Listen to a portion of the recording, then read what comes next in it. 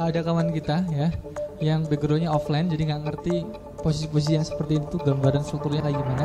Tapi jangan khawatir teman-teman, pada prinsipnya itu kita mendelegasikan sebuah posisi jabatan atau struktur pakai prinsip yang tadi aja gitu Pak. Jangan ibaratnya langsung bingung gitu, mau apa dulu nih gitu. Kalau kita udah bisa ya,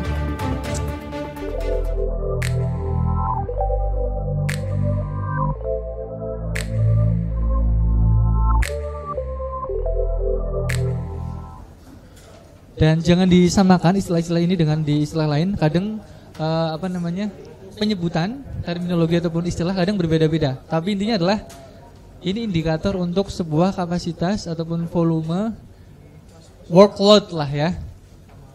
Nah ini maksimalnya sebuah kapasitas ataupun jabatan kayak gitu. Ya. Jadi intinya itu apapun itu, posisi apapun itu, jabatan itu, kalau dia udah ada SOP, job description, pasti mereka punya batas kayak gitu, betul nggak? Pasti mereka punya sebuah batas maksimal. Ya. Nah, tapi kita perlu lihat kalau dari kacamata atas ya, pasti ada variabel gitu, variabel yang menentukan barangkali di tim kita ada yang batasnya bisa tinggi banget, ada yang sedang, ataupun kita bandingkan dengan teman kita gitu, ya. Jadi kalau kita mau ngebanding-bandingin, kita harus tahu variabel-variabelnya, ya. Di punyamu itu bisa ngehandle berapa sih gitu? Oh segini. Loh, kok punyaku sedikit banget ya gitu. Nah, barangkali belum analisis secara detail variabelnya apa gitu, sehingga dia bisa sebanyak itu, kan kayak gitu. Ya, jadi untuk tahu batas maksimal, biasanya ada variabel-variabel ataupun hal-hal yang berpengaruh ke volume maksimal itu. Oke, untuk lebih jelasnya kayak gimana? Kita contohin ya. Kita kasih contoh sebuah job description mengetik kegiatan mengetik gitu. Kegiatan mengetik doang. Kegiatan mengetik. Nah, kegiatan mengetik misalkan diukur satuannya itu misalkan jumlah kata per menit ya. Kita belum berbicara performance. Mungkin kalau performance ya jumlah kata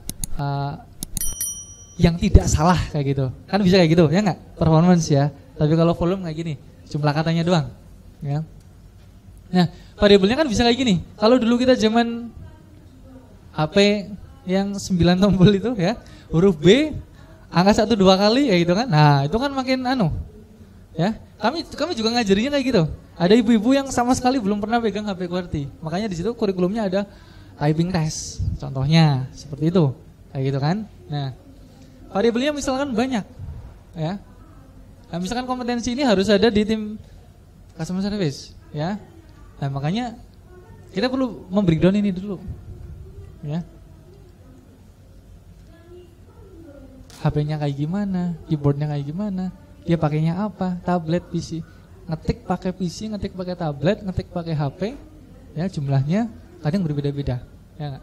Teman-teman lebih cepat pakai yang mana? PC, ya nggak? Sama, saya juga, ya. Tapi ada orang-orang yang mungkin seumur hidupnya belum pernah ngantor, belum pernah apa, ya dia pakai HP kayak gitu, ya, kayak gitu. Tapi kalau kita mulai kenalkan dan seterusnya, lama-lama dia punya kompetensi ke situ kayak gitu. Tapi intinya dalam hal ini kita perlu belajar bahwasanya ada variabel gitu, ada variabel loh. Ini masih berbicara masalah job desk mengetik, ya, belum berbicara masalah job desk di e-commerce secara keseluruhan kayak gitu. Nah, biasanya kita pakai ini nih, ya. Pengukuran volume itu bisa dari yang pertama, kalau tim kita rumpun jabatannya ada banyak, teman-teman bisa pakai rata-rata, ya. Rata-rata. Kalau memang di situ ada yang menonjol kayak gitu. Loh, kalau sama semua, ya, kayak gitu. Teman-teman bisa bandingin dengan teman-teman yang lain, tapi dengan catatan variabelnya sama, ya. Dengan catatan variabelnya sama. Ya, contoh misalkan kita lagi diskusi masalah mengetik tadi. Loh, di tim kita mengetiknya kayak gini, di sana mengetiknya kayak gitu. Oh, ternyata di sana pakai PC kayak gitu. Di tim kita pakai HP, makanya berbeda. Contohnya seperti itu, ya. Itu benchmarking. Kalau rata-rata itu artinya di tim kita rumpun jabatannya sama. Ini ada yang tinggi banget, ini ada yang rendah, ya. Kira-kira perkiraan rata-ratanya berapa? Nah, semua harus terstandarisasi ke situ. Ada yang kurang, maka kita evaluasi. Ya, hal yang bisa kita bantu apa nih biar mereka bisa mencapai volume yang kita standarisasi kayak gitu. Nah, contoh nih, ini udah mulai ke tim e-commerce contohnya ya. Misalkan ini melayani chat calon pembeli ya, untuk posisi CS misalkan ya. Nah, volume maksimal misalkan jumlah leads per hari. Teman-teman jawabnya apa di situ?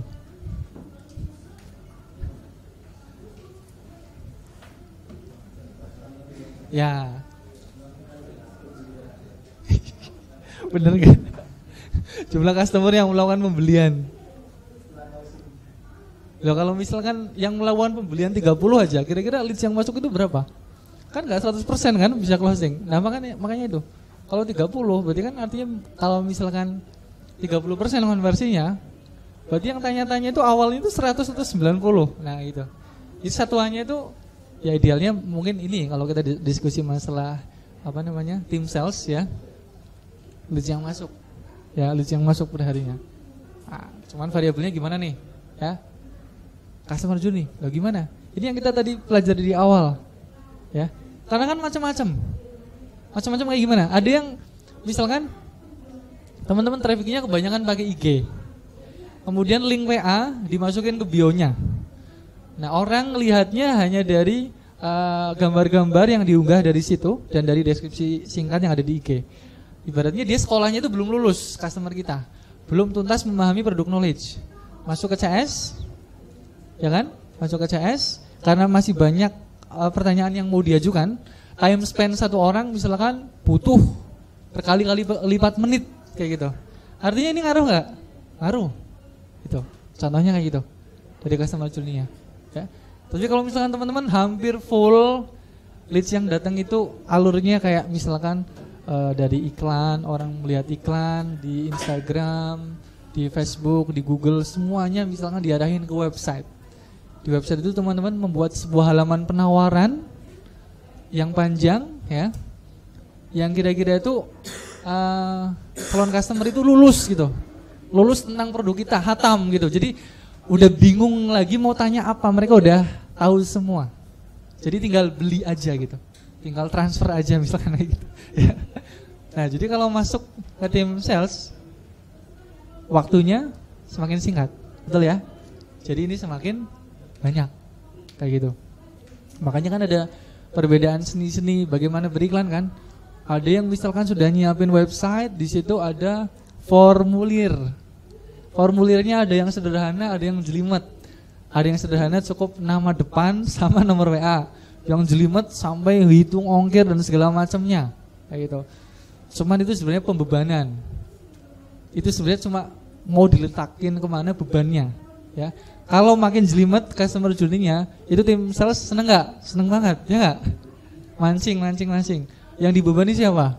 Tim marketingnya. Dia harus mikir tuh, gimana konversi yang membaca halaman penawaran itu, ya kan? Loadingnya gimana? Terus automationnya berjalan lancar, nggak ngirim WA dari form itu dan seterusnya. Semakin banyak yang dikontrol, itu sebenarnya tinggal bebannya mau diletakin kemana tuh? Mau di tim sales atau di tim marketing atau berimbang dan seterusnya, ya. Tapi teman-teman sekalian, dari sini kita belajar bahwasanya ada variabel-variabel yang menentukan itu.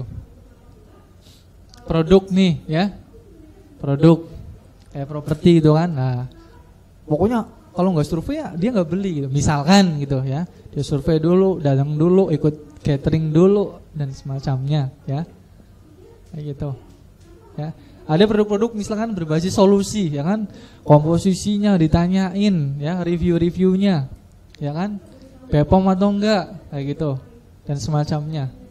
Lah kalau produk fashion, dia udah ngelihat secara visual saja, pokoknya saya mau beli, bagus banget itu, karena gitu kan, ya nggak? Dia nggak perlu kita ceritain, ini loh sejarahnya kayak gini, jadi problem Anda, solusinya ini terbuat dari apa peduli gue gitu, ya. Kayak gitu. Itu misalkan produk-produk yang bisa tervisualisasi kayak gitu, ya. Cukup orang misalkan customer journey-nya itu chat ke CS, pilih ukuran, ada model yang lain atau enggak, cocok beli kayak gitu. Contohnya misalkan fashion kayak gitu kan. Nah, itu. Jadi semua ngaruh sini. Ya, kayak gitu. Makanya kalau teman-teman mau compare compare dengan rekan kita yang lain yang variabelnya hampir sama. Variabel-variabelnya hampir sama. Oke. Ada yang jawabannya lain? Ini jumlah leads. Ada yang masih bingung? Gimana Pak? Top?